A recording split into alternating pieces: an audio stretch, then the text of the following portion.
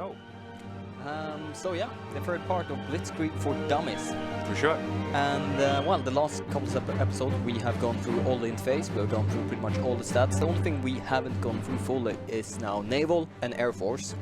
But just to do an episode about only Air Force and Naval stuff doesn't, like, it won't fill the entire thing. So I decided to, instead of actually just going through it, we're gonna play the game, and as we come to the entire setup phase of, well, Air Force and Navy, let's just go through it then. So we're gonna play the game right now. Just generally play the game, but play it at a slower speed, really take care, really talking about everything we are doing and similar things.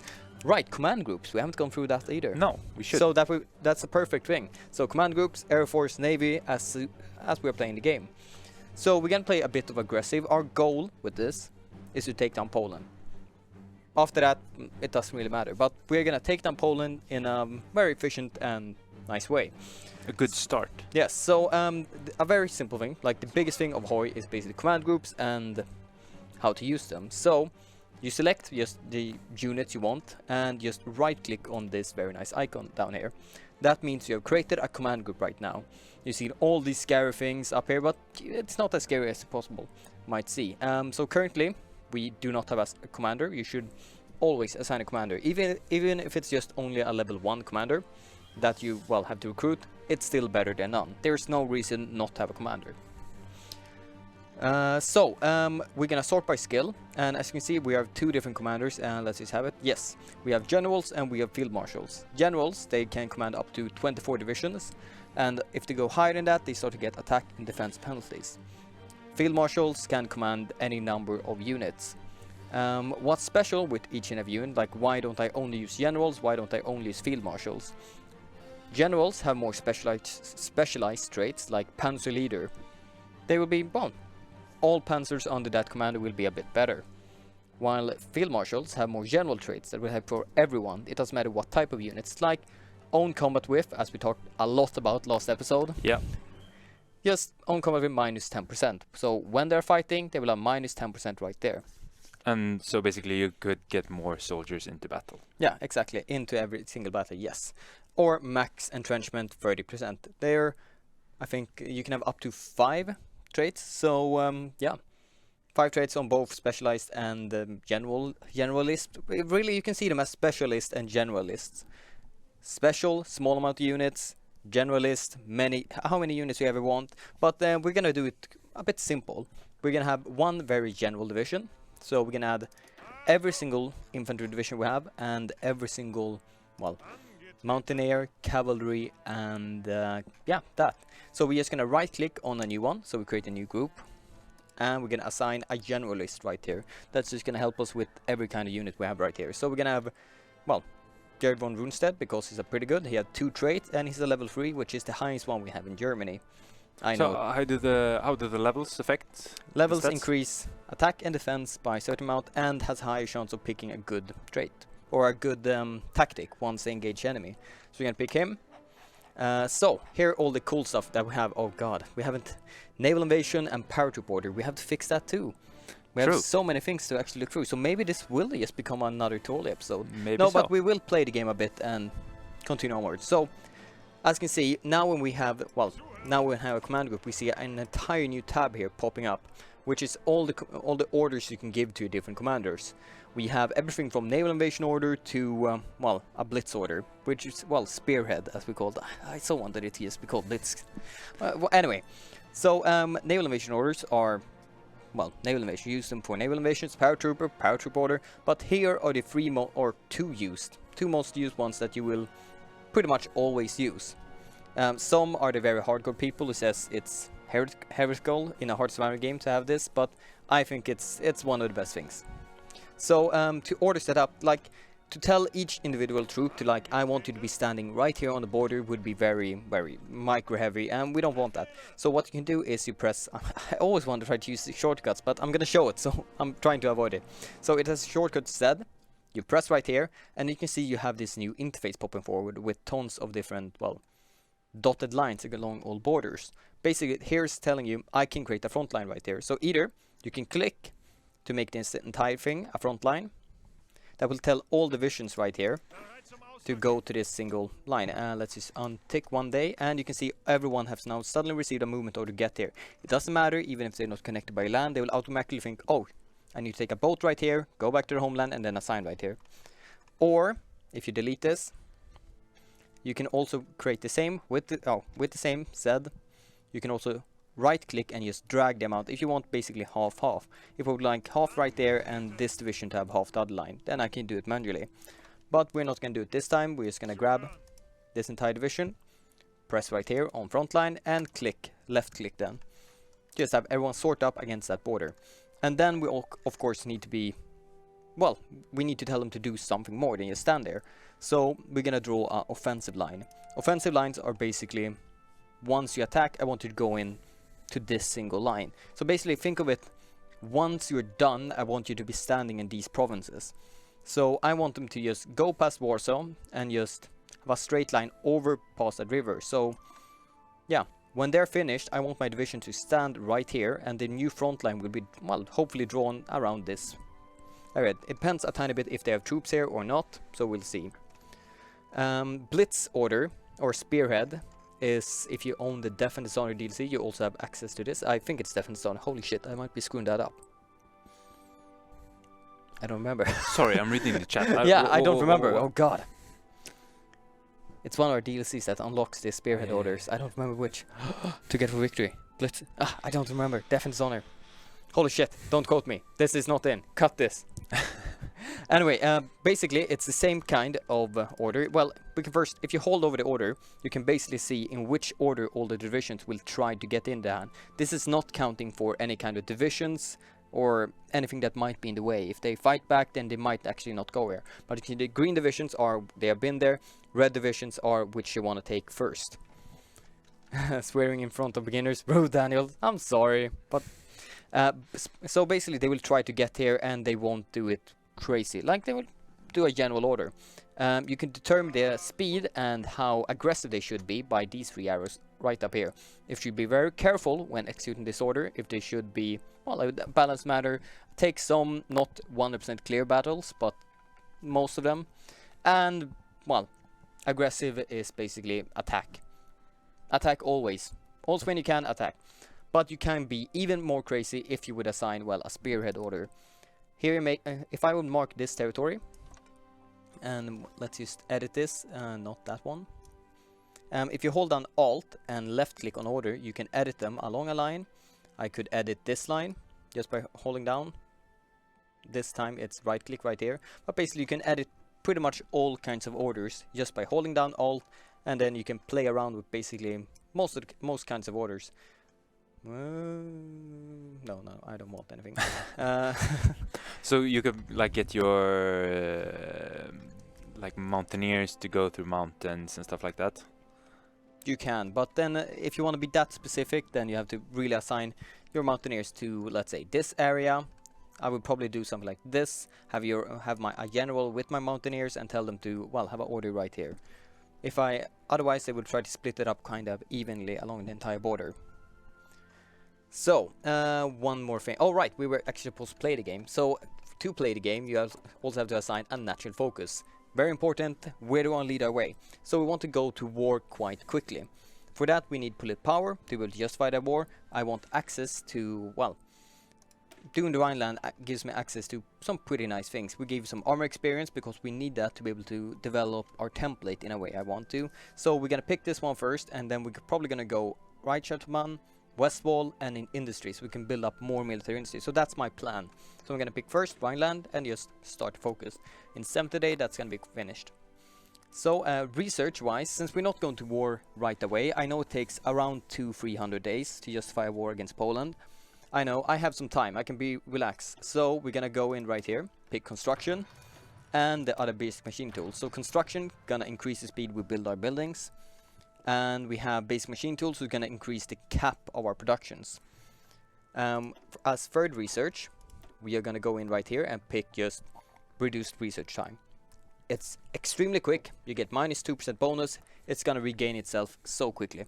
It's definitely worth it. You can almost always pick the next research option because it will regain itself.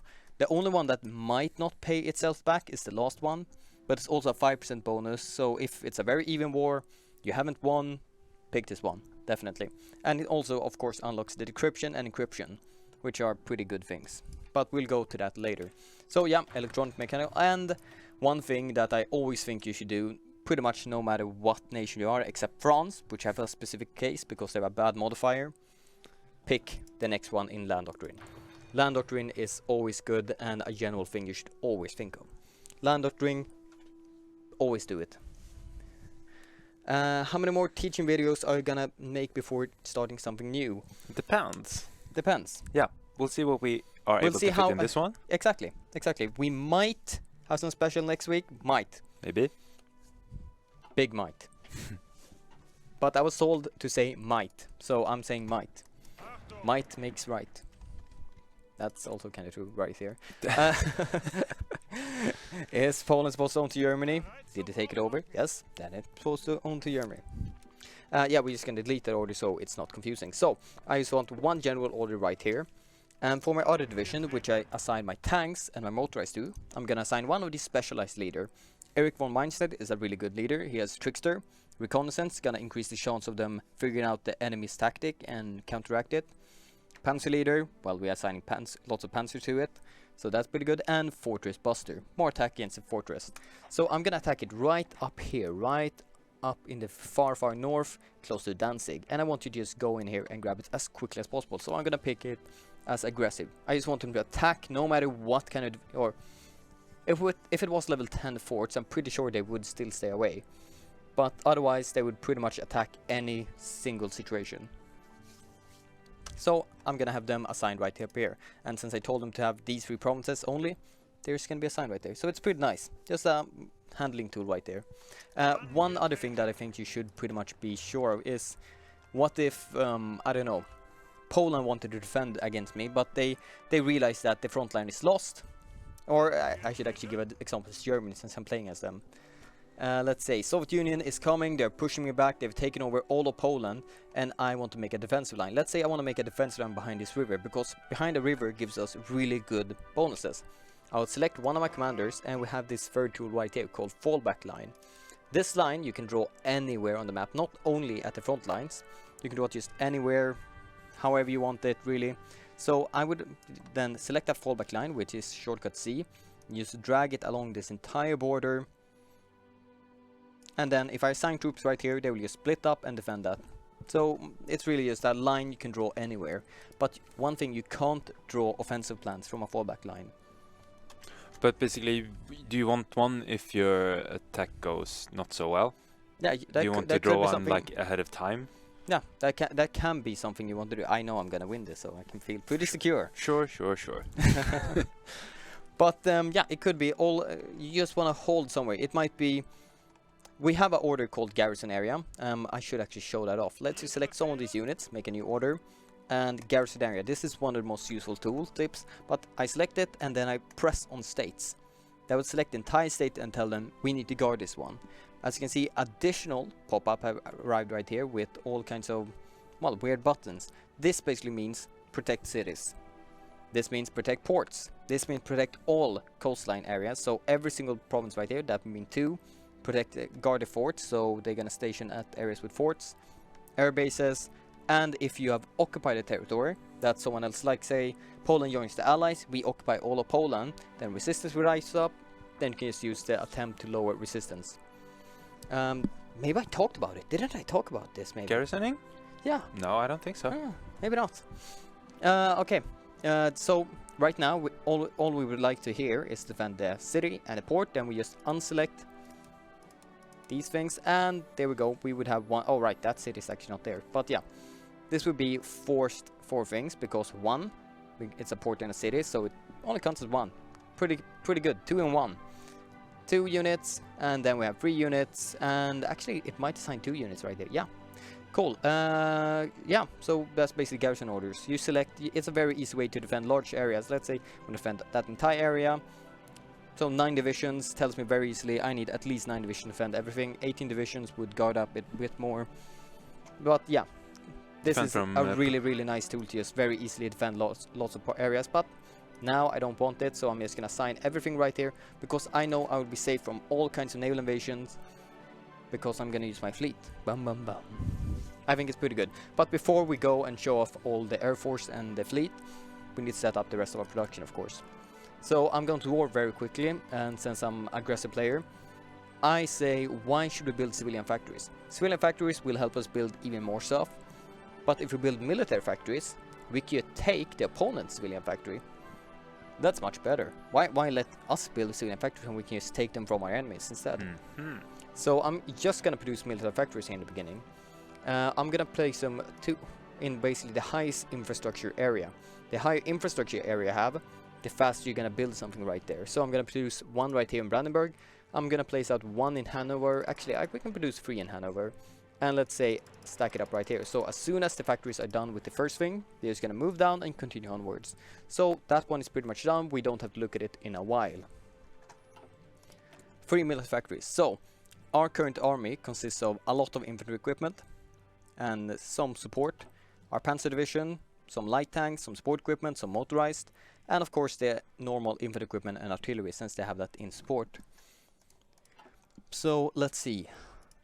Our current army looks something like this. So this is really where playing Hoi a lot will really help you, since you can kind of guess, okay, I know how we go to battle, I know how many units I want to train, I know how much basically I can assign right here before, how many factories I need to assign to be able to keep up with fighting with them, and also, well, produce more units of it. So I'm gonna stick right here with probably 10 factories on infantry.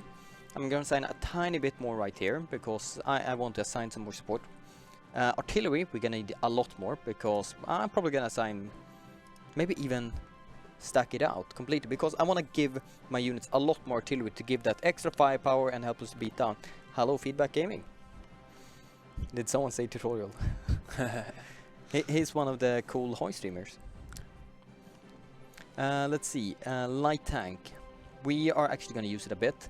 I wouldn't recommend using light tanks as a beginner because they're very useful in some cases.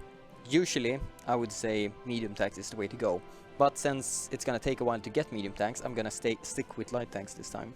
So we're going to bump this one up just a tiny bit. We don't want that many more divisions. We just want to upkeep everything we have so far. We maybe want 1-2 more divisions, but we can't produce very much more or have many more units in active combat and still be able to keep that up with all the attrition, with the combat damages. So we're just going to put 5 factors right there, and we can add 1 more right here. Motorized is very cheap and we won't need it very much. So that should be pretty much enough. We're not going to care very much about tactical bombing, but we're going to use both close air support and fighters. God, we need so many more factories. It's sad. That's why since I'm going very military focused, that's why I'm going very actively focusing very much on my land army. As Germany, we start with a pretty strong land army and a pretty strong air force, and pretty much I think we have this among the strongest air force from the beginning of everyone. It's like United Kingdom and United States that might have a bit stronger, but otherwise we're pretty much best.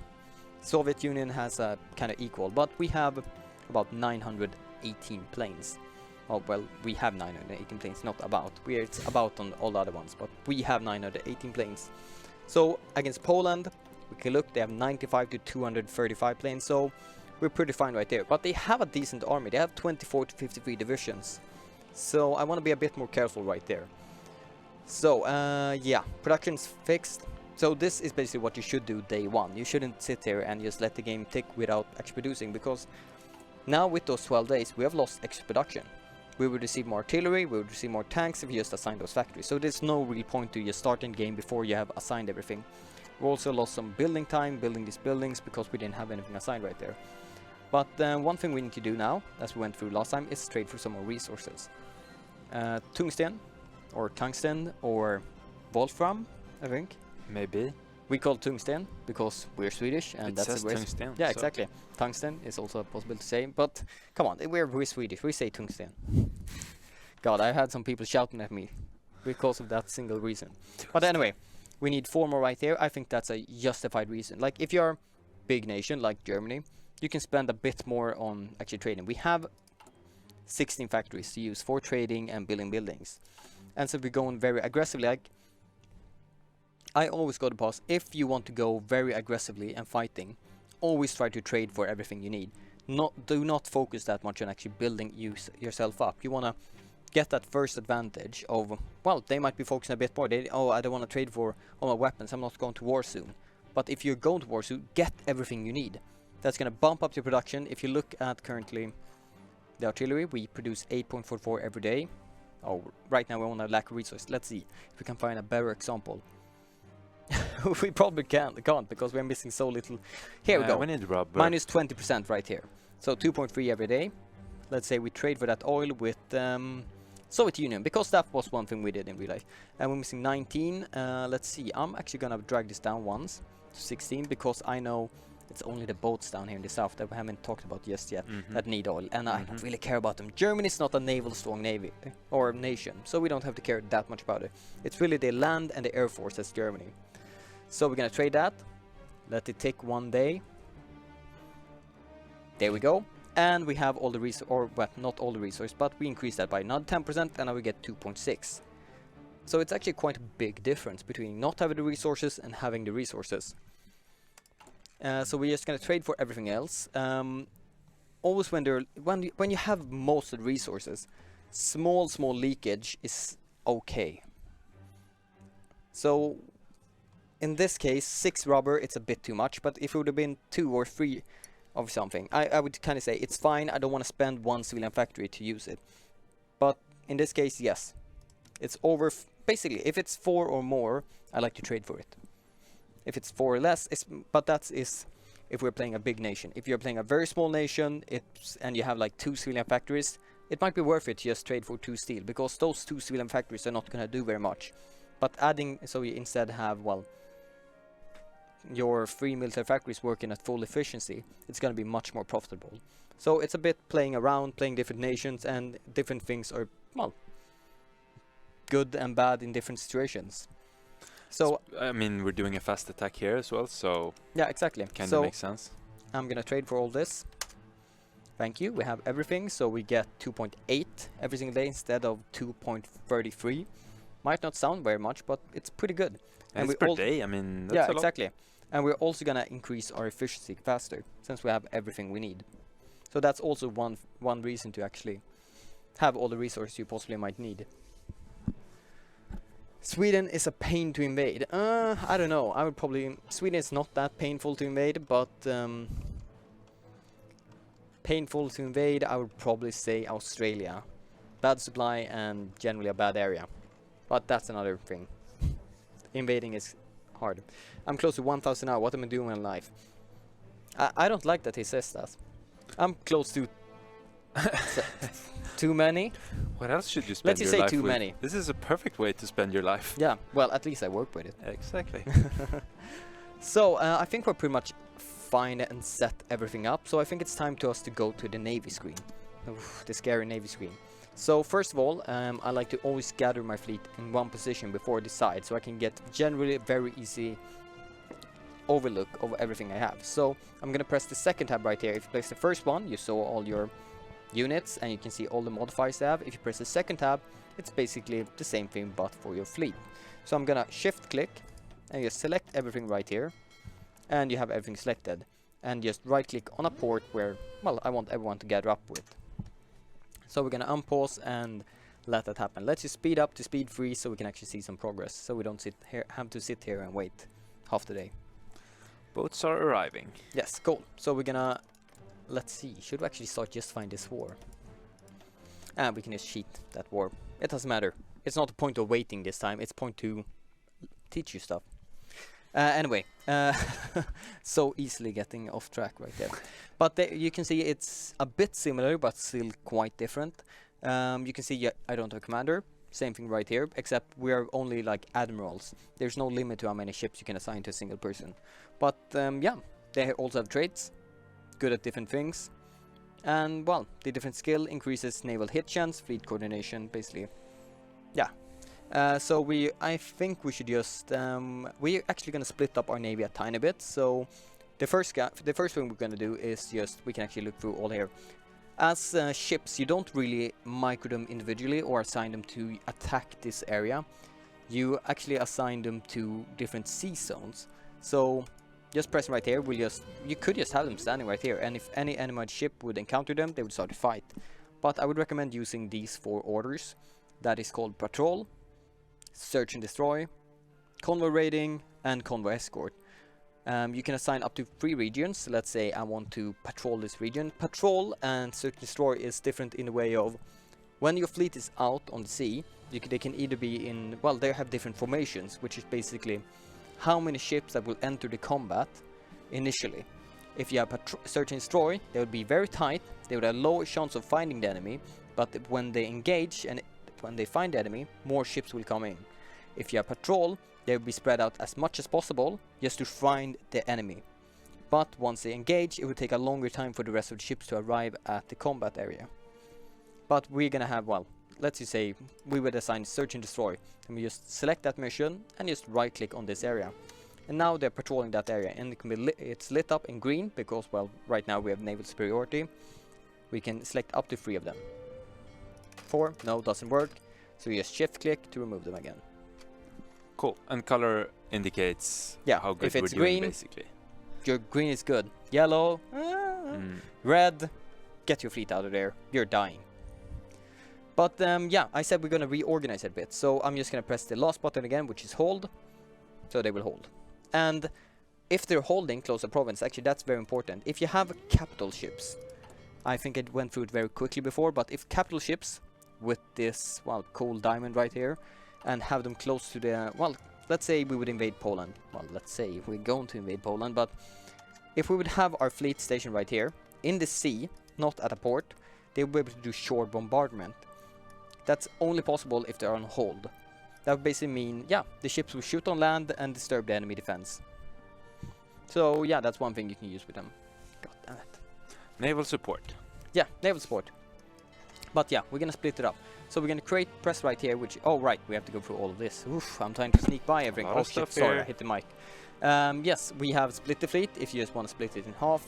Disband the fleet, delete navy, Bad choice don't right do now, that. probably. Don't do that. We have deselect, just deselect it. But here we have split off is now disabled. So this basically means, oh wait, we should jumping over stuff once again. Repair priority. I'm a bit like, I've taken a bit too much coffee, so I blame it on that. With a bit too much, very much too much. Anyway, we have different repair priorities. It begins always, well, this standard one is repair priority high. So when the ships in combat take mild damage, well, they will return to home base. So if any ships in this entire navy take mild damage, everyone will return, which might not be exactly what you want. Sometimes you have a much bigger navy and you just want some parts to go back, then we have this button. So automatically split off. So once a ship takes mild damage, only that ship will split up to the home port, which is written right here. You can change it by control clicking on different areas, on different ports, more like it. And usually picking one with a high naval level is pretty, well, good. They will prepare faster right there. And having this one selected, only those ships will return. And we have no repair, they will never return, they will fight to the death. And then we have repair priority medium, repair priority low. I usually like to run with low and split off enable if I'm pretty certain on my fleet. Otherwise, if I'm not, then I probably go medium or high and then don't have this selected, because I want to keep it as intact as possible. Either I win the battle, I wipe out the fleet without heavy losses, or they take some damage and just, okay, we can do this, get out of here. So maybe, I mean, at the moment you're not really that far from home. No. So I guess you could theoretically put it on, like, you could take a lot of damage but split off, and you could split, like the ships that are splitting off could do that without risk. Yeah, kind of. With less risk at least. Yeah. But then we also have these two buttons. That is fire at will if you just want your fleet to be in an area, but you want them to retreat as quickly as possible. Maybe if you want to scan the area, which ships are here really. So they will find the enemy, they're like, okay, you can see the combat and you see your fleet trying to retreat as quickly as possible. Or if you want to get from this position and I have taken a port in Spain, I just want them to move right there without engaging an enemy.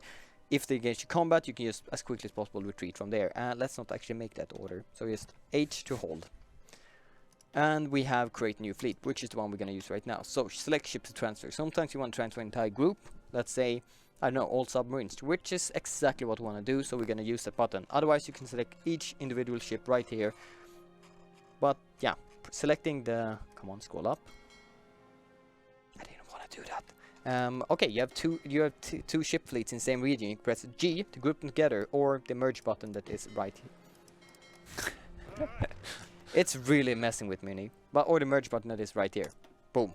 Yes, create new fleet. All submarines I want you to have in a separate navy, and then you can select the one. First, let's select the rest of the navy. I'm gonna assign, let's see, retreat decision chance plus 20%, fleet spread while retreating. I don't want that, so he's played a blockade runner. He would be good. Here, superior tactician. Number ships in the first contact plus 25%. I like you. So we're gonna have him as search and destroy right here. Actually, patrol. I don't want any kind of ship, convoy, or anything to escape from Poland in case of them allying England or something. And all the convoys right here, or all the submarines, I'm gonna assign you as convoy raiding in this area, and probably this area. In case of, well, Poland trading with United Kingdom, well, I want to incept as many possibilities as possible. Incepting convoys would, well, reduce their amount of resources they get. So this is basically what I want to do. Does it make sense to like separate your subs a lot, or is it better to have them included in a bigger navy group? You could always have them included in a bigger navy if you wanna. Let's say the enemy only has battleships. They can't target submarines. So you could technically maybe snipe a couple of battleships with submarines. But if they had just a couple of destroyers, they would be wiped out. So it's most of the time just, well, the best idea to just try to keep them under the radar. Let's see. Any questions? No. Okay. No. Cool. Any new info about DLC? Well, Dev Diary, is that one up yet? I think it's up. Okay. I think it's released just when we started. Cool. Let's see. What else we want to go through? Let's see. Air Force, I guess.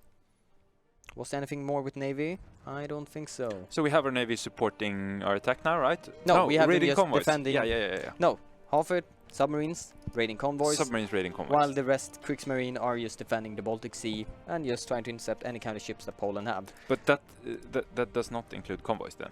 Is it just...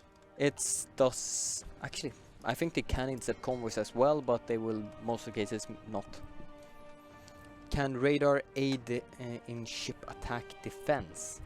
You can have, let's see. Our air superiority increases impact by 0%. I don't actually think it does. Radar doesn't affect ship combat. I know it affects air combat, but maybe it should affect naval stuff too. I'm not 100% sure there, actually, to be honest. Next episode, back on a radar special. We're doing 1 hour radar. That's the surprise. Yeah. Let's see. Anything else? Yes. One thing we can include with this is I'm just gonna steal one division right here and say we want to do a naval invasion order. So naval invasion orders can only be done from your own ports. So I'm gonna select one of these. They're highlighted. Just select right here, and then all the provinces we can go to. Let's say we would want to invade Stockholm. So he gets assigned right here. Oh god, I shouldn't have actually clicked that away. That's automatic. So right here, select right here, and just enter. And we have made that order. You're going right here. So one thing, they need 7 days to prepare. Without any tech or research, we need 7 days. You can speed that up or buy different traits. Let's see, does Germany have anyone that has the naval specialist trait? No, Germany doesn't, but one that is amphibious trait, which is a specialized one, which reduces time by I think 20%, maybe 30. I don't want to say exact because I'm not 100% sure. I usually don't get him because I don't do very many naval invasions. England is one nation that probably does get it on a couple of generals because they naval invade back and forward a bit here and there. But anyway, to be able to do a naval invasion order, you need to have air or naval superiority in the region. Otherwise, your units are like, I'm not going out there. Are you crazy? So you need naval superiority, or supremacy, which you can see by just selecting another map mode right here. We have the default map mode. This is where you do most of the orders. We have the strategic naval map mode, where, You get more information when holding overseas, which, example, naval supremacy 100%, because, well, we're not at war with anyone, so of course we have 100% right there. And, well, yeah, so this would be fine. And you can see kind of how he likes the plan. Estimated plan value 60% to our advantage. Inferior enemy division is still preparing, so it has minus 20% right there, but it's fine. So that's basically naval invasions. I don't think it's very much we have to mention about it. Maybe the Marines increase the time as well. Decrease the time. Yeah, Marines are special units that are extra good, that have different bonuses when, well, naval invading. That are, well, better at marches, basically watery areas, rivers, and then amphibious attack plus 50%. Well, watery areas, it's basically rivers and marches, watery areas. I just see them slogging in the marshes, being like really yeah! happy. Right, one awesome thing that is always nice to have, you don't have to assign divisions right away to, well, first to a command. Let's just unselect you completely from anything. So we can just, if you hold down control and just right click a line, you'll right away assign them, or well, not right click, left click the line, you'll assign them to the commander and to the line right away, so you don't have to do anything more. Just hold down control and press there. Hotkeys are really nice in HOI. It will take you a while to learn them all, but once you got used to it, it's really nice and will really speed up your game. So, Air Force. A big part of the game and something that can really change the war. So right now I'm just pretty much, I always do the same thing right here, because this is basically historical. How many planes they had at different locations. I'm just yeah, screw that. I'm assigning everything to the middle line. I'm assigning everything right here. This is basically the range. Oh god, I should just select one of these. So right now this is the range that current plane have. They will be able to operate efficiently within this area. And here, well, since they only have this area, they will operate at, well, 8.7% efficiency. If I select them maybe right here, they will operate in a 90% efficiency. Because, well, there's some regions right here they don't really reach, so 90%. If I would assign maybe or select one of my tactical bombers, it's boom! You can see they have a lot longer range. They can reach all the way to, well, the edges right here, but it's not enough to be counted as I can assign it. But I could assign them to all of these other regions, but they have a very similar system as Naval. They have all the orders assigned right here up in the top. So you can do, well, as since we're selecting a tactical bomber, they can do close air support, they can do strategic bombing, and they can do naval strikes and port strikes. Close air support, or actually not close air support, it was fighters. They can do air superiority and strategic bombing, or interception. Not strategic bombing, interception. I was just so into read what the tooltip says, so I held over the wrong one and read the wrong one. But anyway, so air superiority takes control of the air, will give the enemy negatives, because, well, enemy has air superiority. Interception will try to intercept the bombers. So if, let's say, we have both of these selected ones, they will first try to do air superiority and then just go to the right. Oh, I don't have any fighters, but they have some bombers right there, so I'll do interception. If I have only air superiority, they will basically just take control of the air, maybe shoot at some bombers, but they will not focus primarily on it. If I have only this, they will focus mostly on interception and ignore their, well, air superiority a tiny bit. So do this and do it in that area I'm pointing at. Exactly. Yeah. Something like that. Yeah, no. Let's see, you can also have aces, like if your planes do something extra good, they have a small chance of getting an ace, and that will increase, well, up to, well, certain percentage. Let's see, yeah, ace is assigned to air wing smaller than 100, so all effects are increased by 125% to compensate. But if we, well, unite, basically we have the same tools right here as with the fleets. We can merge them, we can split them off in two, so, and we can disband them. So they, here actually it's a tiny bit different. If we pressed, let's see, where is actually disband button right here? I never disband planes from here. Right there. So we have to actually select the plane and then disband right here. They would go back to basically a stockpile, so you can also redeploy them. That's also something I should show off. So maybe this would be an entire episode of just Naval and Air Force. And stockpiles. Yes, exactly. So let's actually do this. Let's actually take these and just delete them. You lost Booby. that was the name of commander. Yep. Or the Ace. We're so silly. Yeah, the Ace. Just press G. I usually like to just group everyone together, but yeah, this one, reinforcement rate, how many planes you can, well, set it to 80, then they will have 80 planes, set it up to 100, and well, you will have 100 planes right here. So basically you can very easily just assign how many planes you want in a different stack, because air bases have a certain limit of planes they can handle before, well, becoming inefficient. Makes sense. Yep. It's let's see. Okay, cool. So since we're gonna invade Poland, we're gonna use, let's see, these 3 types of planes and assign it to an airbase as close as possible, so they will have as good mission efficiency as possible. So I have 3 planes selected, and if I select this one, we only have these, well, orders assigned. If we select this one, we only have these, but if we select all of them, we also have access to all of them, because, well, why not? It's nice to have. So I know that fighters can only do this and this, and as we see right here, they will do in Western Poland with this efficiency, they will do air superiority and interception. But as soon as I press right here, close air support, are assigned to both of these. Let's say we do this. We select our tractor bomber, remove it, or remove close air support. We can see that this icon is now split, which means not everything selected have this one assigned. You press one more time, it's filled again, and both of them have it. So this is a very easy way to see what they're doing. We are not going to do any strategic bombing, we're not going to do any naval strikes, we're not going to do any port strikes in this region, so I'm happy with this. Which, what's most important in this case when we're on the offensive? I always like to say, in the beginning, focus only on fighters. If you have air superiority and intercepting all the bombings, it doesn't matter if they have 5,000 more bombers than you. If you have 5,000 fighters and they have 0, they basically can't do anything, because you will, well, intercept them. So focus really much on fighters in the beginning once you start the game. Maybe even so you would be able to just do, let's cancel that order and focus it 100% on the fighters instead.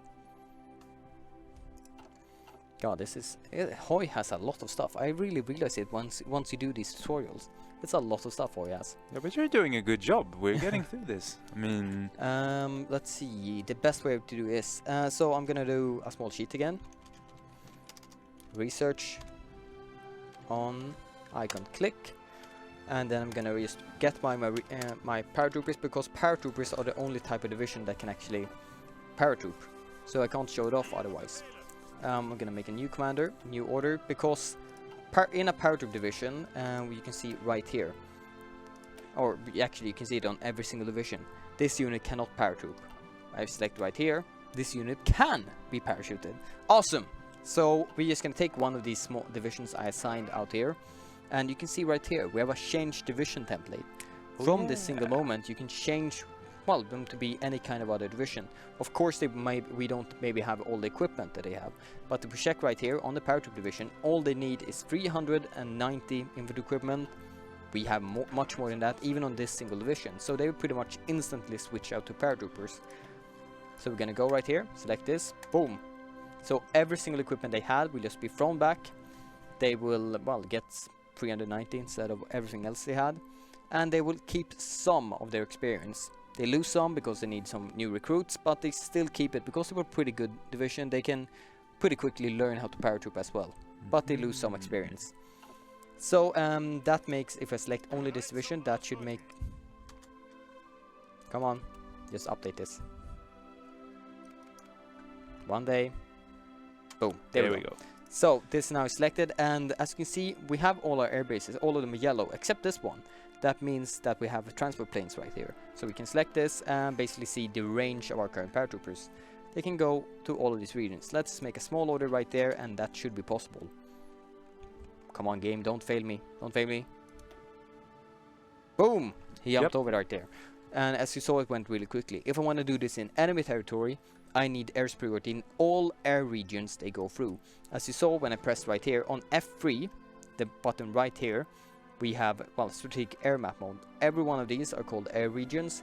If I would like to do a paratroop order, let's see, from here into Poland, into Warsaw, we would have the same thing right here. Just make your order, press enter, and it's done. So what you do is, I would need air superiority in both Eastern Germany and Western Poland to be able to do it. They basically have the same thing as the naval units. Do I want to go right here? No, hell no. We don't have superiority.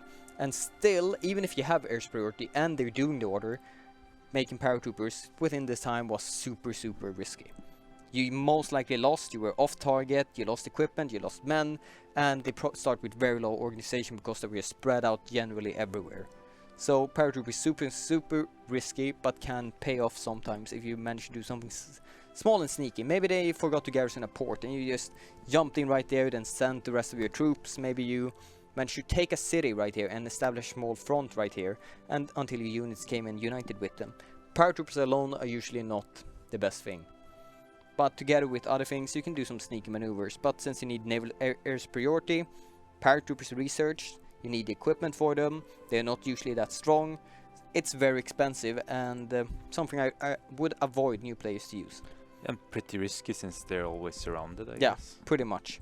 So it's a scary unit to use, but can in few cases be very effective. I think that's it. I think I've explained everything in the game right now. Unassigned division, yeah, you can just unassign a division by, well, basically pressing a button. Nothing to unassign from, of course. But yeah, you can press Control H to unassign them from our order. You can, well, Control click them to assign them to that order once again. It's very simple. I want a division assignment mode. That's basically the thing I showed before. I want to assign this, and basically the one thing I use Control for, hold Control. So yeah, I want to assign it right here. Just select it, and then, well, let's say I want to assign you to here. Boom, joined up with that, and let's just get in right there. Thank you. And the same thing right here. Control H, unassigned division. I don't want you to be assigned there, so you're not assigned to that order anymore. But I don't want you to be assigned at all. It's right here you press. Then you jump out of that, but you're not assigned to a new command group. Or I could as simply just right click right here to get them to their own command group. So I think that's it. And we're just gonna switch you back. Now basically switching twice is just a bad idea since we lose efficiency. Or sure. Not efficiency, training. God. They went from being paratroopers to back again. Yeah, they were back again. A paratrooper's tale. Darren. They went through the entire training to paratroop from Berlin to a couple of provinces away, then just back again. Now forget it, hand in your parachutes again. Yeah. You're regular dudes. Let's see, anything else? We're done with our focus. We're gonna do a right shout band, which is gonna give us the effect that add maximum infrastructure in Brandenburg, Hanover, Turningen, and Franken. Pretty good. Very good.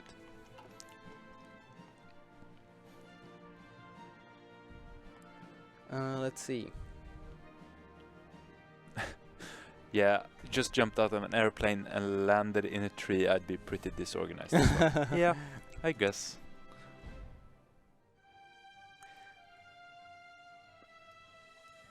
Let's see. Well, paratroopers have special training. Shouldn't just be land and loose. Yeah. Let's see. I think that's pretty much it for this. Like, I'm just thinking if we should add, or if we just call this, really. Just, I think we've gone through most of the things. So we did Navy. We've done laws.